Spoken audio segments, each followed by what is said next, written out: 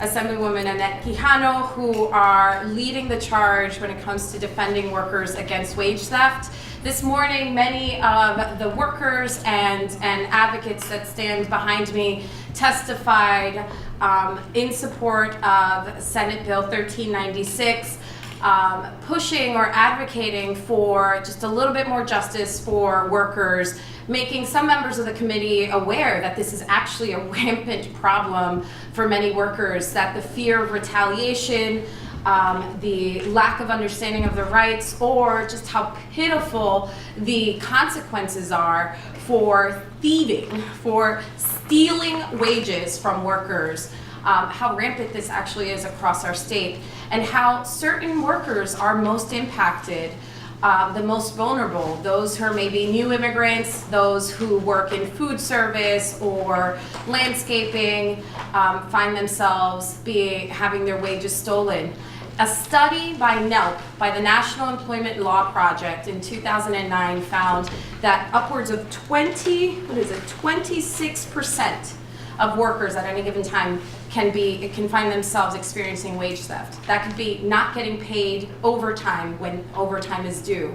And we'll note that the Department of Labor is actually shifting overtime requirements. This number may grow. It also means, for example, for tipped workers, on a slow night, not having those wages, those tips compensated or augmented by their employer to make sure that the minimum wage is going to be actually met. We're talking about, and actually these two legislators are leading the charge on this as well, we're talking about possibly raising wages for New Jersey workers, raising our minimum wage to upwards of 15 in a few years. If we do that, we have to make sure that every worker actually receives compensation. So I am so proud and so happy to be able to first I'll introduce Senate Majority Leader Loretta Weinberg to tell us about today's bill and how she's going to fight until we win.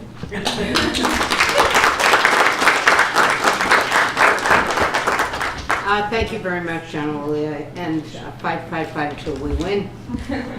It's been the story of my public career, and I intend to keep it up until I've won all these battles. So those of you who might want to get rid of me, just vote all these bills through and we're done. Right.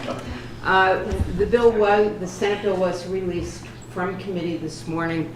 I have worked with Assemblywoman Keano's office. We did together, we did amendments to the bill, so it came out of the Senate Labor Committee this morning as a committee substitute. We adopted an amendment that I'm not sure the minority members who mentioned it actually wanted us to put it in the bill, but we did. It's a great amendment. It was a great amendment to require all employers in the state of New Jersey to either download or print a card given to all of their employees that tells the employees what their rights are. Members of the minority party seem to say, we could do all of this just with education, so we amended the bill to reflect what they said, though they voted no anyway. We talk about wage theft as if it is somehow a different kind of thievery, but to me it's the same kind of thing as stealing from a bank or holding up a 7-Eleven store or anything else. The employer, the bad employer who does this, is guilty of stealing, and even worse, from employees who have put in the required number of hours. We heard from a lot of the advocates today. I thank you for being there, and I thank you even for those who are a little nervous getting behind the microphone. You did it. Shared anecdotes, shared stories. This bill gives what I call employers more incentives to follow the law by increasing the punishment if you don't follow the law. It gives employees other avenues to file complaints, like going to municipal court, which I think is great. It takes some pressure off the Department of Labor if they're well behind in dealing with these complaints. It is already, or some portions of these are already in effect in 5 cities in New Jersey, and I'm glad that we are being joined today by Heather Howard, who is a longtime friend and on the council in Princeton, to talk about all those woe is me, the world will come to an end if in fact we require employers to follow the law. So I'm delighted to have that committee meeting this morning and getting that bill out and onto its next step. And I would like to ask my great colleague, who's got a lot of experience in this kind of thing, to come forward and talk about the assembly issue.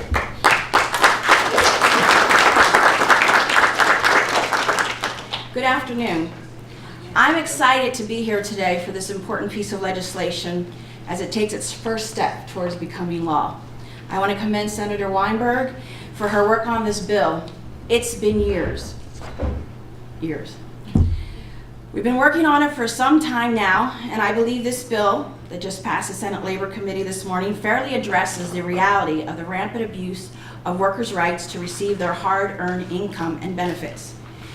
The deck is stacked against minimum wage workers and those living on the economic margins in so many ways. It's our moral duty to provide a fair playing field for everyone in the state and allow them the opportunity to achieve the American dream. This legislation is common sense. Any company breaking the law needs to be held accountable. And when a company is found guilty of cheating its employees out of their earned money, they should be punished. The employees should be made whole and the public should be made aware.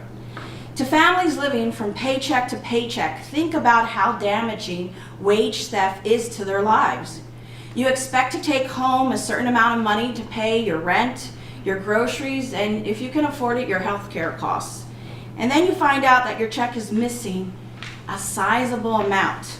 How do you make it up? You have bills to pay. At this point, most people don't have the luxury of leaving their job. They need to pay those bills or else they'll be living on the street. They won't be eating regularly and forsaking necessary medication. This is a story of too many of our residents, and it makes them a ripe target for unscrupulous employers willing to cheat and intimidate their workers. It's not right, and we can actually do something to fix it. So this, to me, is pretty simple. And I believe everyone on both sides of the aisle would agree that workers are entitled to the wages that they have worked. This bill will significantly level the playing field. For the hardworking people of New Jersey, they need this bill.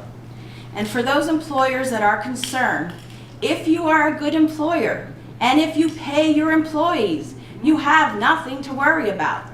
This bill is for those that will steal from individuals that actually do work for them. So I am requesting from my colleagues in both houses to support this measure and send it to the governor for his signature so we can make sure that every New Jersey resident who works gets paid. Thank you.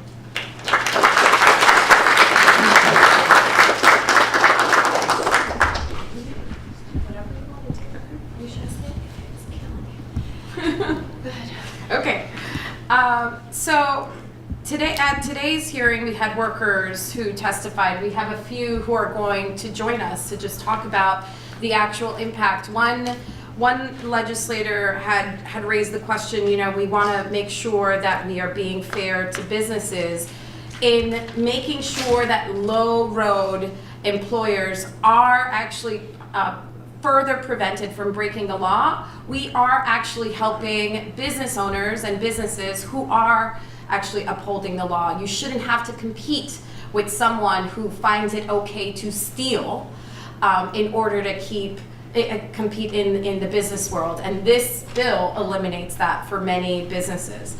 I want to recognize a few organizations who have been doing the hard work to organize workers and families across the state, and invite them to come up and say just a couple words about their experience. Make the Road New Jersey, New Labor, and SEIU 32BJ. I think there are workers from all three who are going to step up.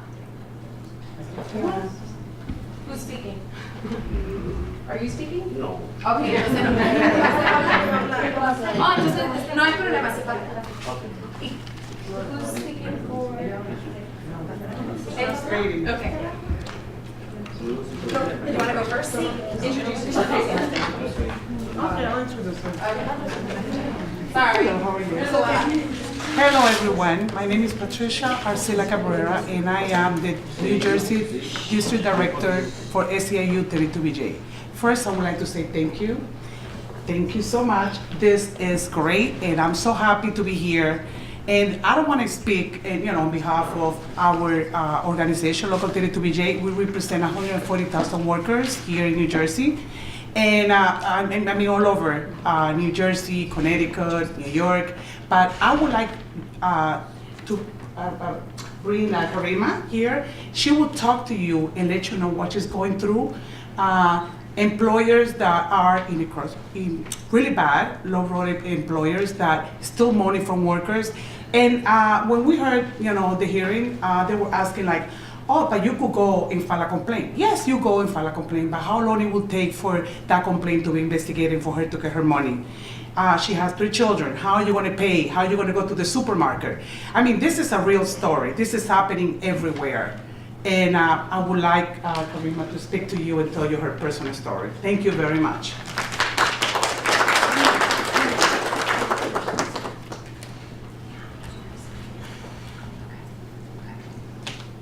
Hi, my name is Karima Berrien. Thank you for the opportunity to speak today about an issue I feel is critically important. Wage theft hurts workers and their families. I know firsthand. I worked as a security guard at the North Housing Authority for the contractor called Roman Security. I faithfully worked the night shift. Like many security officers, I was on the front lines to ensure the safety of the public and the facilities. Despite my hard work, there were times that my former employee, Roman Security, didn't provide timely payment. It was so disheartening and stressful to find out that the bank would not even cash my checks due to the lack of funds in the account. How can Roman Security expect its employees to put in a hard day's work but not pay its security officers promptly? In addition, there was one time that I was never paid. I'm a single mother raising 3 wonderful children. When I don't get paid on time, they suffer. When I don't get paid on time, bills don't get paid. And we all know the bill collector doesn't like to wait. We need to protect workers from wage theft and step up enforcement so that unscrupulous employers don't get a slap on the wrist or a small fine for exploiting workers. It is time to strengthen New Jersey's anti-wage theft law so that workers get what they deserve, fully and timely pay for their hard work so they can provide for their families. Thank you.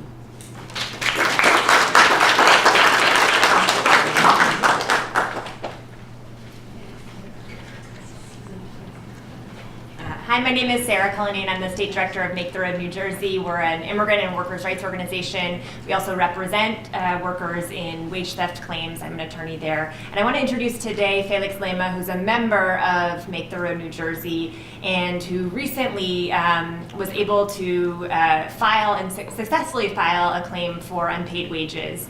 He'll tell you a little bit about what happened to him. Unfortunately, Mr. Lema was only able to recover a tiny fraction of the wages that he was owed because the statute of limitations in New Jersey is so absurdly short. And so today he'll tell you a little bit about what that has been like for him and also his experience with retaliation.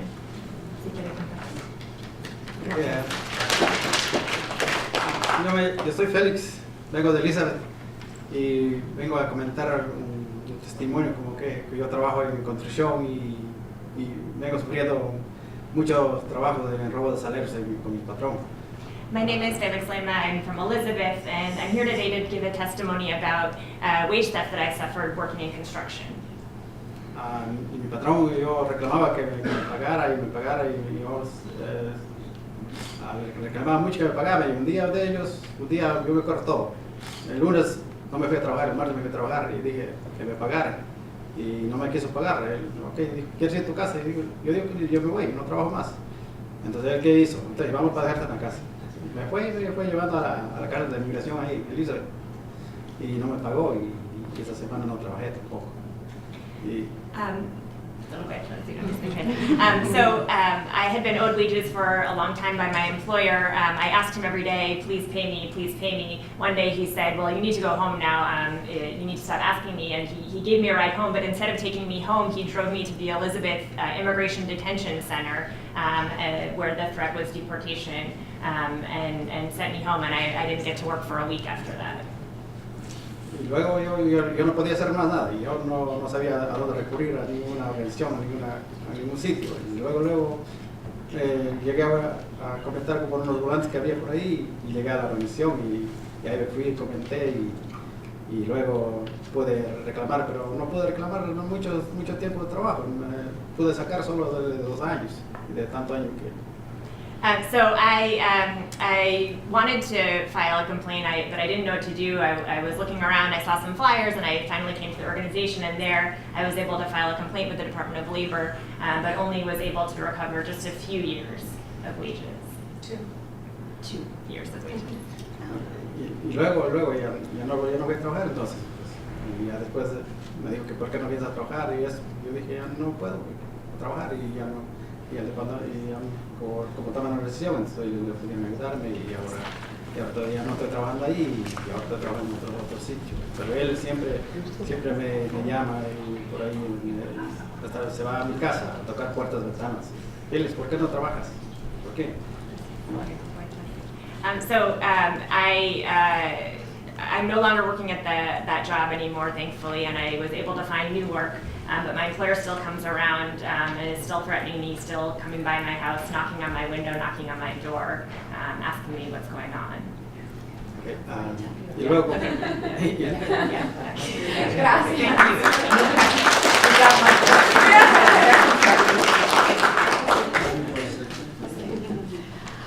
All right, and now I'd like to introduce Don José. ¿De qué ciudad viene, Don José? Vengo de aquí, de Perth Amboy. De Perth Amboy. I'm sorry, I just got confused. So this is Mr. Jose Cruz. for Perth Amboy, who's also going to share his testimony. He's a member of New Labor, which is a community organization that organizes in New Brunswick and in Newark. ¿Quiere dar su testimonio? Sí, el testimonio mío es que yo soy cocinero de profesión. Me vi sin trabajo aquí en New Brunswick y salí a buscar trabajo y llegué a un restaurante y la señora me ofreció trabajo pero de ayudante de cocina. Como no tenía trabajo, agarré de ayudante de cocina. So I am a cook by profession. I found myself unemployed in New Brunswick, and I decided to go look for a different work or a different job. And I was offered a job as an assistant cook. Okay. A medida del tiempo uso mi experiencia ya de cocinero, me podía hacer otras cosas que no era ya de ayudante. Y así iba creciendo el trabajo, pero el salario seguía igual. Un día decidí reclamarle y decirle que por qué no me aumentaba, porque si me estaba aumentando el trabajo, pues aumentarme el salario. So I misspoke, actually, not an assistant cook, but as an assistant in the kitchen. And over time, his employer realized that he actually had the skills to be the head cook and was using his experience as head cook, but not paying him at the rate that other cooks were being paid. He then asked the employer, if you're increasing the level of work, if you're increasing the job that I'm doing, then can you pay me, can you increase how much you're actually paying me? Bueno, entonces en una ocasión ella se enojó y ya con 9 meses de trabajo decidió despedirme porque ya entendía que yo sabía mucho en cuanto a que no me dejaba aplastar. Yo entendía que me estaba pagando poco y yo reclamaba. Entonces decidió despedirme y me despidió en un mes muy fuerte, un mes de frío como es febrero, comenzando febrero. Yo realmente me sentí muy mal porque no tenía dinero ahorrado, no tenía dónde recurrir a pedir ayuda y no sabía qué hacer. Realmente es muy fuerte. So after complaining about essentially being misclassified at this job, the employer just fired him, Mr. Cruz, and he found himself unemployed in February during a cold month where times were a little tougher, and he felt really bad. He didn't have any money saved. He wasn't expecting this economic downturn for himself, and he just didn't have anywhere to go, any help to help him figure out what he can do. Well, gracias. Okay, thank you.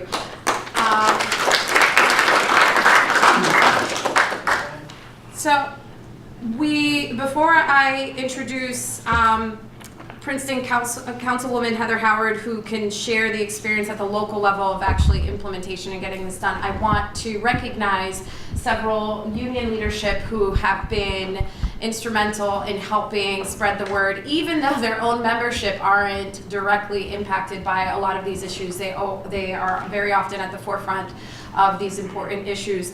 So I want to recognize and bring up, if they want to say a couple words, Marie Blisson and Sean Spiller from NJA, Ray Greaves from ATU, you should just come now, guys, I'm sorry. Lizette Delgado from SEIU State Council. Do I have any other? All right, so I'll also actually recognize in a moment the head of economic development for NAACP, as well as the president of the Latino Action Network, our president, and we have Dina Matola-Jaworska from Citizen Action. These are all organizations, again, at the forefront of these very critical worker issues, who are fighting not only on this, but raising the wage and earn sick and 15. And New Jersey Policy Perspective, who provides all of the data, and Brandon in particular, who could go toe-to-toe with any opponent on the policy and economic impacts of these bills. So, anyone who wants that.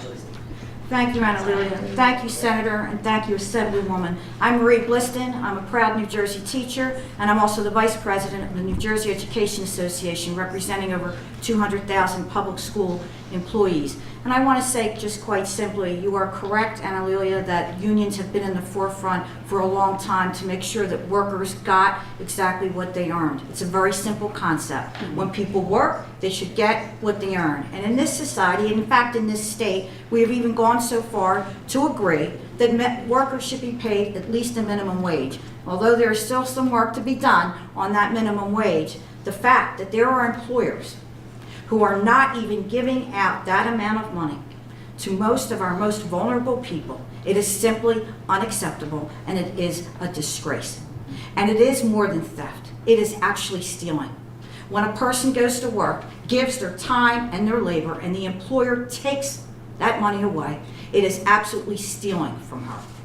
When people and our parents of our students go to work to put food on the table and support their family, and the money that they think that they have earned is not given to them, it is unacceptable. When we have students who are going to college, trying to pay their way through college, and they don't receive the money that they're supposed to, it is unacceptable. And when we have regular New Jersey citizens working in this state to do better for themselves and for their family, when that money is not guaranteed to them, it is again unacceptable.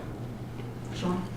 Sure, and I will just quickly add and agree with Marie. I want to thank our legislators for putting this forward. I want to thank the community groups that are here. I want to thank the workers who have chosen to have the courage to be here to stand up for themselves as well. And I will just quickly add that, New Jersey Education Association, the 200,000 members we represent, will be here standing up every time there's a discussion about paying women equal wages for the work that they do that's equal to men, whether it's standing up to make sure that those who are sick are allowed a day off without the fear of losing their job, whether it's standing up to make sure there's a minimum wage that allows people to support their families, or whether it's standing up to make sure that whatever that wage is, employers aren't stealing it and that it's getting into the hands for the people who are doing the work. So we're proud to be here today, and we're proud to stand up on this issue as well. Good morning, ladies and gentlemen. My name is Lizette Delgado Polanco. I'm Executive Director for SEIU, New Jersey State Council. We have 40,000 members across the state of New Jersey. I actually just testified in the hearing before, and a lot of the Republican senators kept saying, oh, there's laws that protect them, and people should know, and if it's posted, they should know better, and we don't need to strengthen laws. And I just want to cite that the last example of a gentleman who knew that his rights were being violated, he went to the employer, and what he did was find himself out in the cold in February. And that is what happens, and I mentioned that at the hearing. There are laws in place, but they're not strong enough, and it's not enough just to slap these folks on the wrist when they violate working people who live paycheck to paycheck. That is the reality.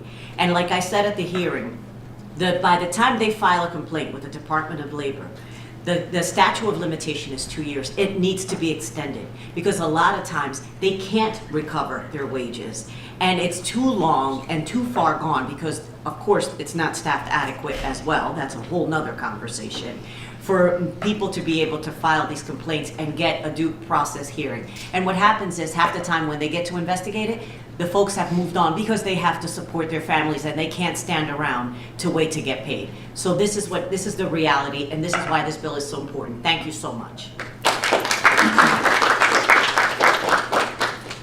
Good afternoon. I'm Ray Greaves, State Chairman for the Amalgamated Transit Union. We represent over 10,000 unionized transit workers here in the state of New Jersey. We have our international union who represents over 250,000 workers here in the United States. We know what the issues are for union workers sometimes when they're denied their pay, and we see what they go through. So I am proud to be here today with our Senator Weinberg and Assemblywoman Annette Conjano, working families. We feel, the Amalgamated Transit Union, that it's our moral obligation to be here on the side of the non-union workers, the people who don't have representation. You know, we're standing here with you, and you are our brothers and sisters in the labor movement, and it's our moral obligation to be here. You know, we have similar laws on the books, and I heard one Republican today at the labor hearing say that this hurts business. Well, this is not a bill to hurt business. This is an incentive, as Senator Weinberg had said. This is an incentive for businesses to operate fairly and by the law here in the state of New Jersey and to treat their workers fairly. You know, we have similar legislation in 4 or 5 other municipalities here in the state of New Jersey. I believe Jersey City was one of the first, Mayor Fulp and the City Council, to enact this legislation on a municipal level. And you know what? There aren't businesses leaving Jersey City. There are businesses coming to Jersey City. So the falsehood when a Republican legislature wants to turn around and say this hurts business, I say to you, that's bullshit. That doesn't hurt business. That helps business. Thank you.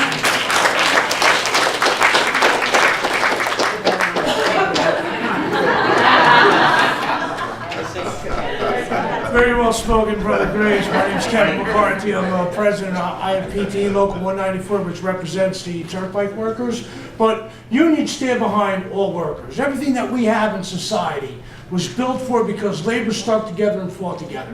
And all we've ever asked for was an honest wage for an honest day's work. These two great assemblywomen and senator stood up, put this bill together, and it's phenomenal. And you know something? It happens to everybody. It's happened in my own family. My nephew, $2,000. My sister-in-law, near $1,000. My own wife, at about $250 during a very vulnerable time in my family. It's happening out there. We got to hold these businesses accountable, and we should not have to make these people jump through hoops to get what they've earned. Okay, and on that, I thank you very much.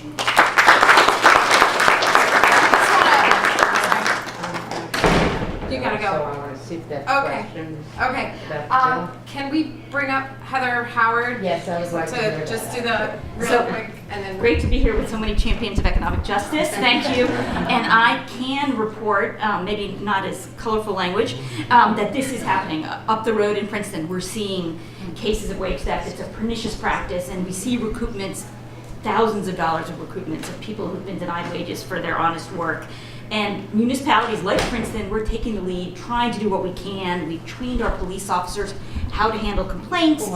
We have trained workers on how to prevent wage theft to the extent they can. Write down the license plate number of the truck that picks you up, take a picture of it.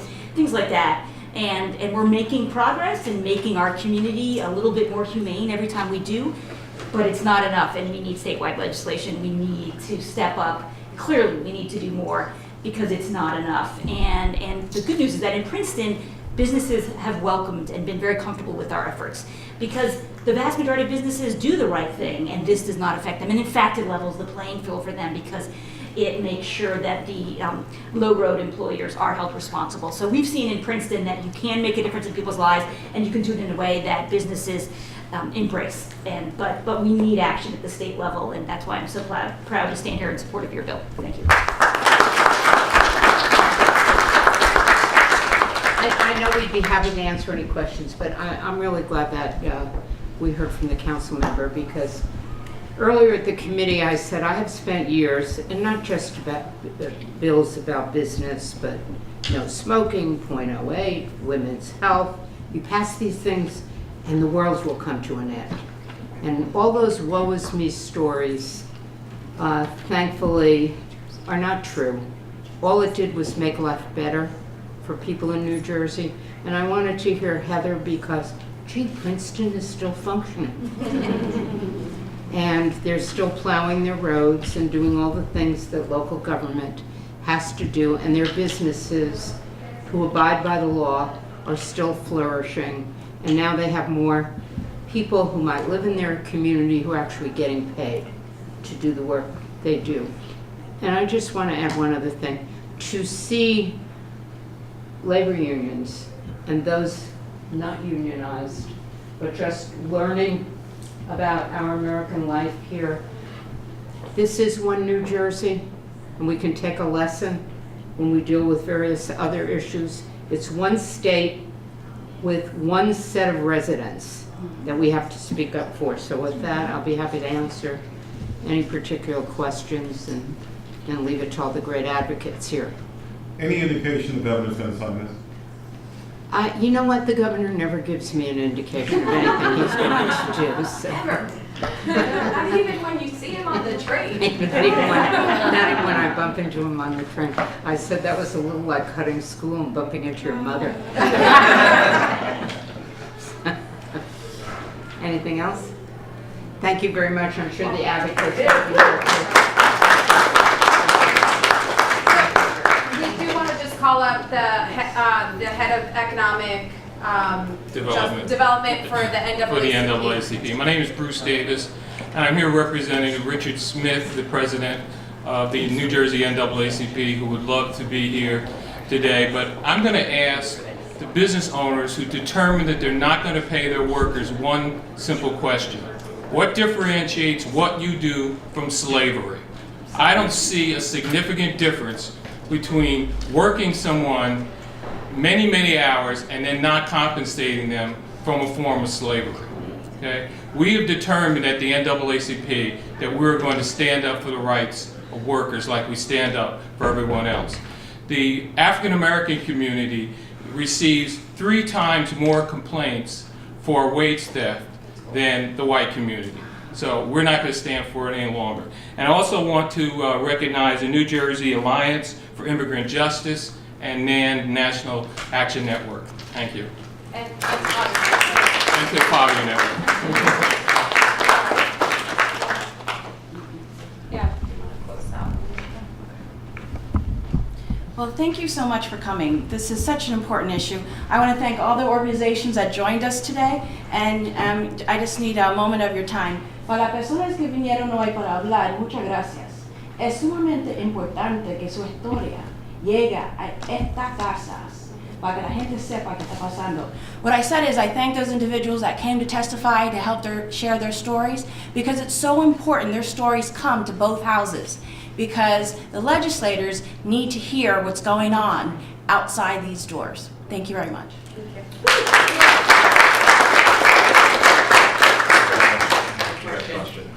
Oh, you have a question? Yes. Senator Keanu, I should say to ask Senator Burley Weinberg, any indication that the governor is going to sign this legislation? I haven't received any notification either way. I would say it would be in the best interest for the residents of the state of New Jersey that the governor sign this legislation.